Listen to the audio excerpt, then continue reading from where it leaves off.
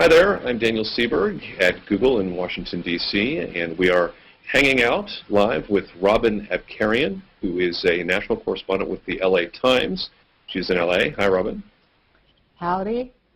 And Conor Friedersdorf, who is a staff writer with The Atlantic. He's also in California, probably not that far away from Robin. Orange County, is that right? Yeah, that's where I'm at right now.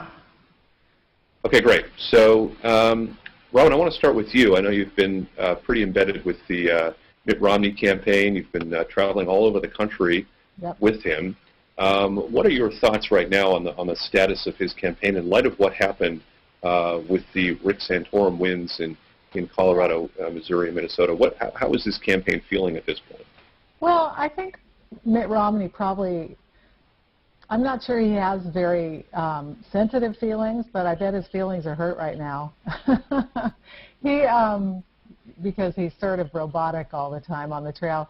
I think that they would love to have sewn this thing up, put it away, gone forward as the presumptive nominee, but the conservative voters are simply not letting him do that. They are continuing to express their ambivalence about his record as a conservative, and so they are making him prove himself. And I'm not even sure that there's a certain segment of the conservative electorate that will ever let him prove himself as a conservative, because the doubts run so deep about his ultimate conservative ideology. But this is, I think they're taking the long view. I think they understand that, there will be bumps along the way. They've expressed that, certainly. And they're so well funded and so well organized that I think they know it's just going to be a long slog, but they're pretty confident that eventually their man will be the nominee. And Conor, you've recently reported that Santorum really needed a great showing to try to get back into this race in any way that he possibly have a voice in this, and he did that in a sense by taking all three of those states. But what does that mean for his end game? I mean, does he have any shot of winning the nomination, or what does he hope to gain as his campaign goes on and now tries to really have much more of a prominent position? If I had to bet, I would bet against him winning the nomination. At the same time, sweeping these three states does a couple things for him. One, it probably gets him more donations from people who think, wow, this guy, we didn't expect this from him. He'd only won one state before. Everybody kind of written him off, and so maybe it is worth sending him $15, or maybe it's worth sending him $10,000. Maybe a big donor will be swayed by this. And the other thing he gets is a bunch of media attention. I think a lot of editors thought to themselves, well, this looks like it's a race between Mitt Romney and Newt Gingrich. And now they're thinking, well, maybe Newt Gingrich actually is done and it's Santorum that is the non-Romney of the moment. And so if nothing else, he gets to get his message out to a large audience. And even if he doesn't win the nomination, maybe he's a little bit more influential in shaping the party platform. Maybe this helps him in a post-campaign career. So who knows what's going through his mind, whether he thinks he can really win, but regardless, it helps him get his message out, and he certainly wants to do that. Go ahead, Robin. I think he really can win. I've spent quite a bit of time on the trail with Santorum, and I have to say, I was thinking about this morning. If you could graft Rick Santorum's personality onto Mitt Romney, you would have a really good candidate, because what happens, I think, in crowds is one of the things that Mitt Romney has going against him is that he comes off as so scripted and stiff, and we know these are superficial things, but they really matter with voters. They, connectability, relatability matters. You watch Rick Santorum on the trail, this guy is so natural. His views are loathsome to a tremendous number of people out there, but you never know, watching him in action with voters, that he inspires this kind of loathing on the part of liberals and, even some moderates. Because he's not defensive. He will spend as much time as he needs. He's, makes fun of himself sometimes. He's just got a very kind of relatable personality that you don't see with Mitt Romney. And so I think also with these wins, you'll be getting a chance to see more of Santorum instead of the growly, angry candidate standing on the debate stage who's not getting enough time. And I think that'll continue to win people over, too, up to a certain point. And actually, Robin, along those lines, I've heard from some folks who suggest that there's a possibility, again, just a possibility, that now the Romney and the Santorum camps may be talking about a possible allegiance together and maybe joining forces down the road. Again, this is very early speculation, but I don't know if either of you want to weigh in on the possibility of... I don't know about you, Connor. That sounds like wishful thinking to me at this point. I think Santorum's going for it for a while. I agree, and I think that Romney is especially concerned about Tea Party voters who have a sort of small government attitude and don't trust his bona fides on those issues. Yeah. Rick Santorum's record on those same things isn't very good either. That's the strange thing about the contest right now, is that neither Romney nor Gingrich nor Santorum have a very good small government record. They all sort of supported the big government things that conservatives disliked about the Bush administration, and Ron Paul's foreign policy views are too toxic within the conservative movement for them to ally with him, and so it's a case where there really is no one for them to ally with to sort of have those small government bona fides, at least no one in the race. Yeah. And so, Robin, go ahead.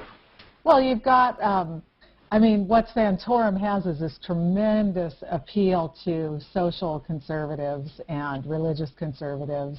I think the Obama administration has stumbled a bit on that contraception and health insurance rule, because I was in some Santorum crowds in Colorado last week where people were just talking in very angry terms about how the administration was trying to restrict religious freedom. So Santorum has these very solid conservative credentials on social issues.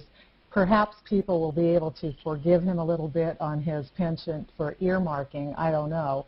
But Connor's right. The Tea Party, you know, small government conservatives don't have much to work with either guy here.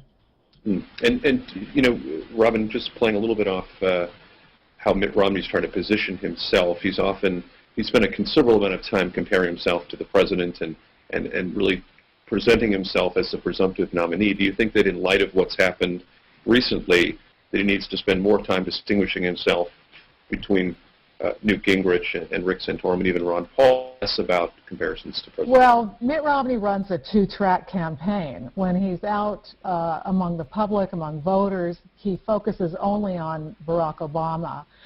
His surrogates and his campaign are busily working away in their, you know, magic workshop of opposition research and so on, barraging reporters with emails about Santorum's penchant for earmarks, about Newt Gingrich's unreasonable plans for a moon colony, and then, you know, sends the surrogates out to attack.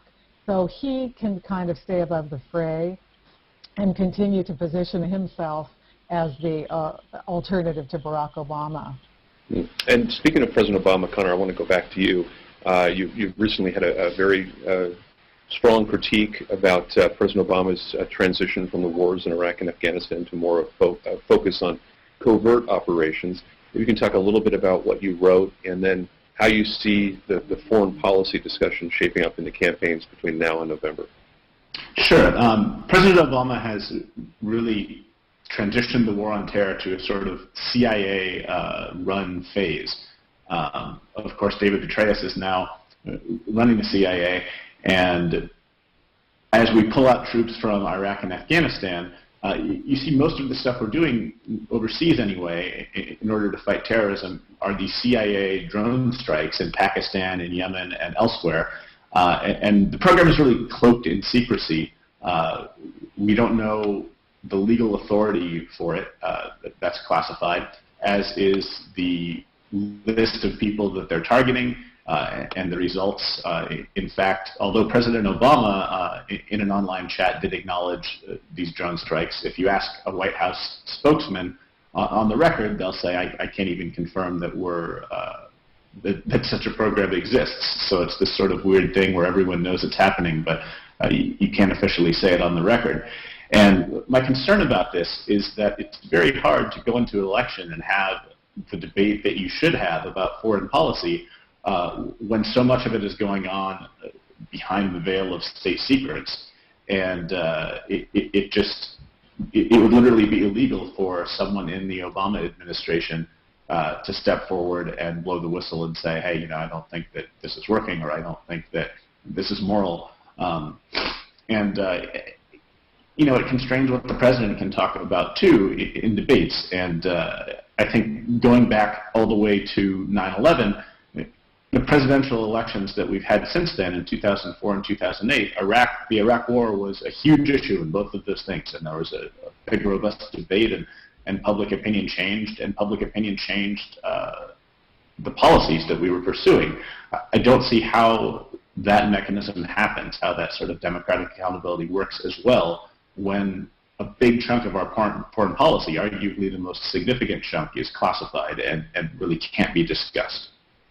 Robin, do you have anything you want to add to Conor's comments? No, I find Conor's, that's fascinating to me. It's not an area that I write about, but what I see happening on the campaign trail is when it comes to foreign policy, the candidates boil things down to pretty simple terms, and particularly with Mitt Romney, actually all the candidates on the Republican side, their whole sort of line is, we're proud of America.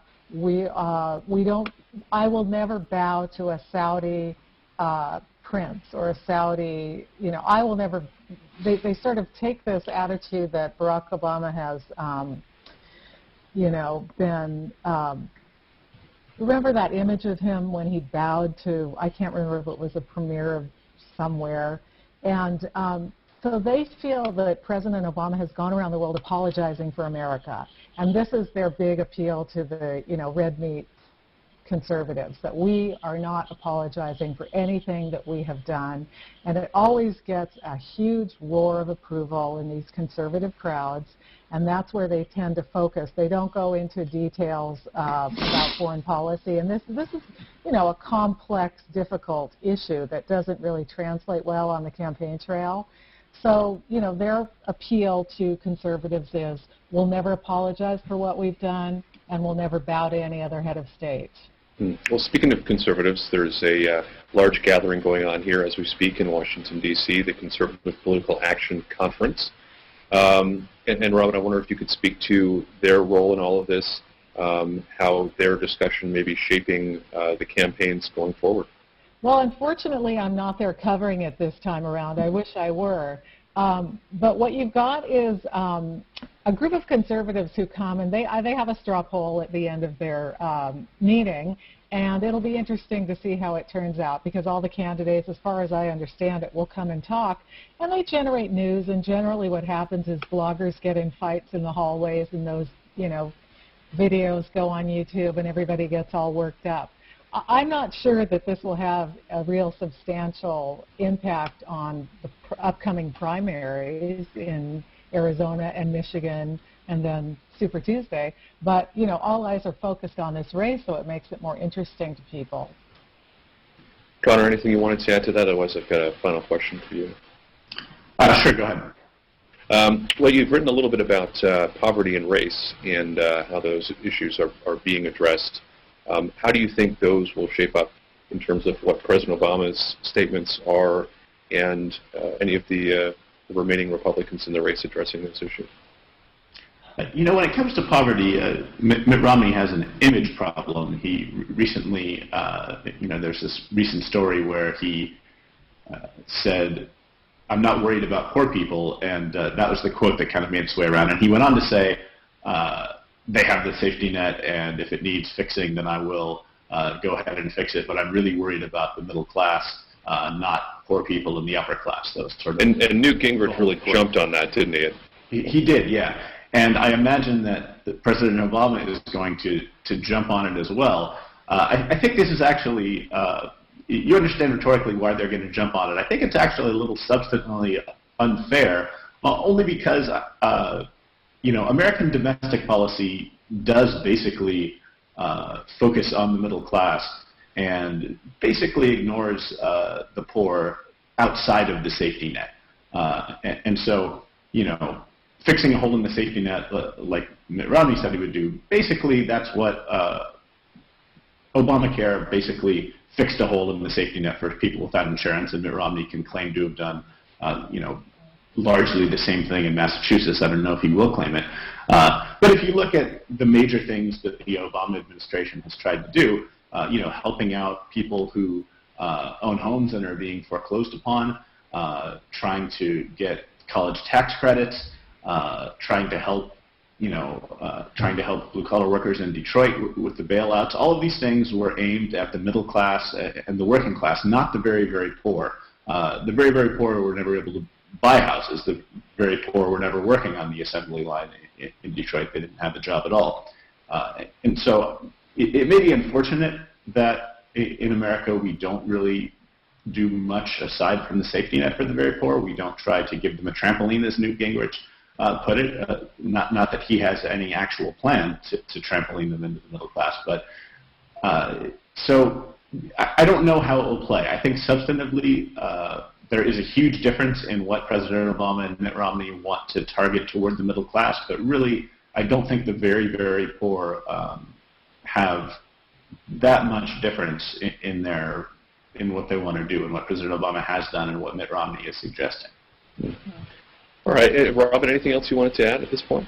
Yeah, I just wanted to say that moment when Mitt Romney said he was not concerned about the very poor, I thought was just a perfect example of how this guy really is not steeped in conservative ideology and the conservative way of talking about things like poverty. And I think perhaps it's his 25 years as a businessman, dealing with a hedge fund or private equity and whatever he was off doing, making many millions of dollars. During that time, he was not, internalizing how Republicans talk about poor people. And how Republicans talk about poor people is they say that a rising tide lifts all boats, that tax cuts create jobs, and it's good for everybody, and it trickles down and it helps the bottom. But you never say you're not concerned about those people because you want to be able to say that my policies will help make them rich and will vault them at least into the middle class, if not into the upper class. So it's just revealed yet another place where Mitt Romney's not super comfortable in his ideological conservative skin sometimes. Mm-hmm. All right, we've just got a couple minutes left. I'm going to put you both on the spot with a prediction because isn't politics all about predictions sometimes? Conor, if you had to choose who's going to be the nominee in November going up against President Obama, who would you pick? If I had to bet, I would still bet on Mitt Romney. I think he's been the front runner all along, and it just seems to me that everyone focuses on his flaws as long as he is most likely to win.